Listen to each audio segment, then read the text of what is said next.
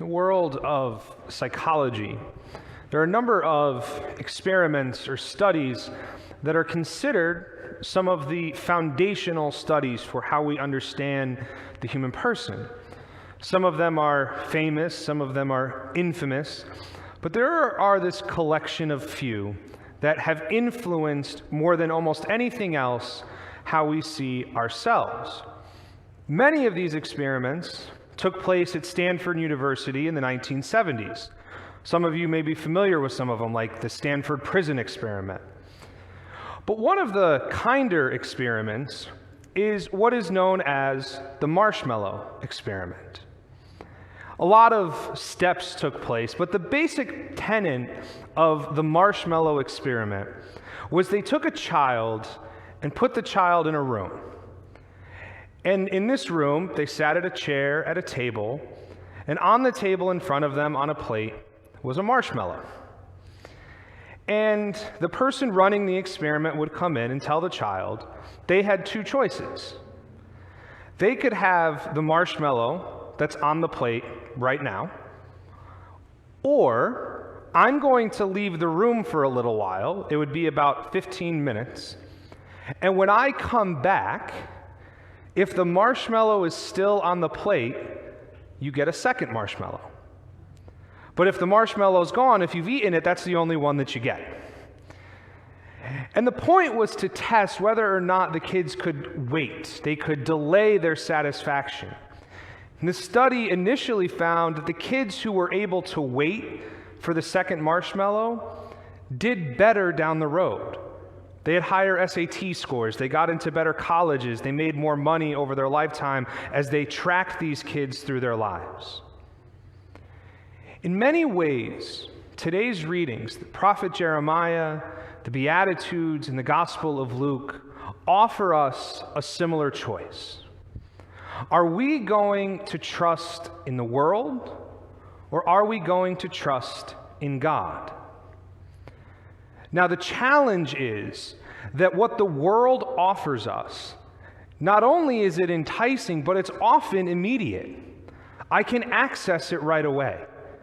I can get this level of consolation, this level of satisfaction almost immediately.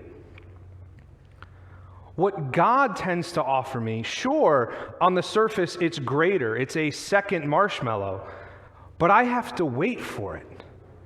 I have to be patient. I have to persevere. And you know, all I have is the promise of this stranger who tells me that if I wait, they're going to give me a second marshmallow. But what if they come back and they don't give me a second one? What if they come back and they take the first one? So that's the way I tend to think about God. Kind of, where's the proof? How can I be sure that what God is offering me is actually going to come? And you know, the funny thing is, the world tells us not to believe it. The world tells us, yeah, what God is saying is ridiculous. Don't trust him. What's right in front of you, that's what you can take. That's what you can trust in, because it's right in front of your eyes.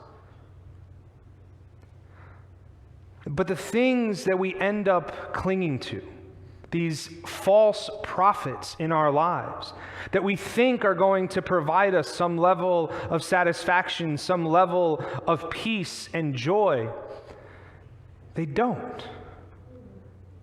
They may be immediate, but they're never complete. And at the end of the day, what they often become is an obstacle to the action that God wants to take in my life. But how can I be sure? How can I know? How can I come to trust in the promises that God has made? Well, St. Paul tells us very clearly, the resurrection. In the power of the resurrection, I come to see that all of the promises that God makes are true. That he isn't just a God who says he can do things or will do things, but he is a God who actually does them. Without the resurrection, the Beatitudes are impossible. Without the resurrection, the Beatitudes are insane. But with the resurrection, the Beatitudes become eminently doable. And they become the promise of a greater life to come. Look at the apostles, right?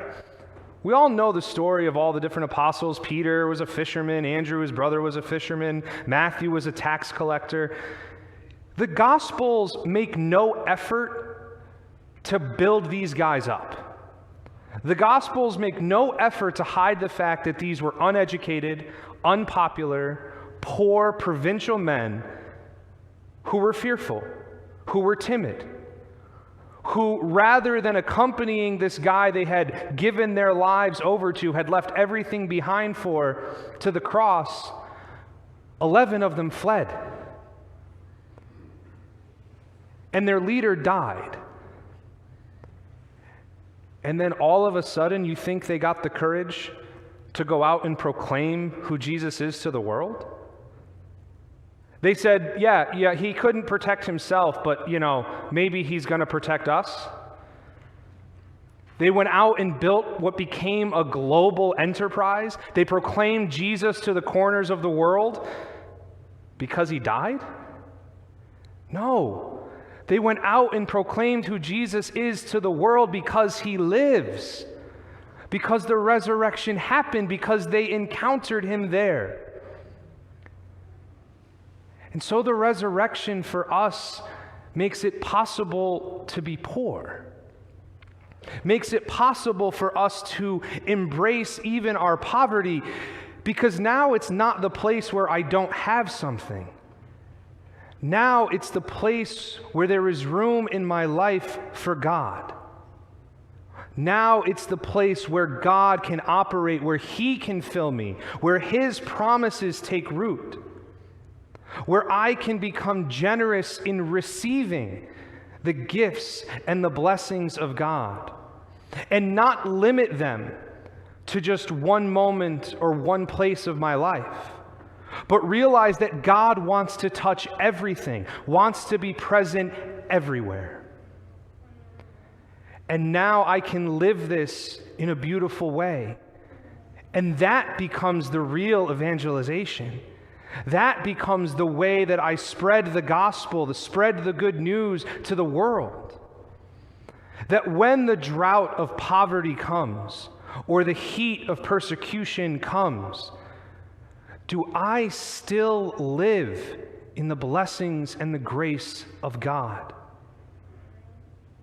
Not because of my circumstances, but because I am rooted in him, because I am rooted in the love and the presence of my Father. Life is rarely easy. It asks a lot of us. It demands a lot of us. Most often it asks us to wait.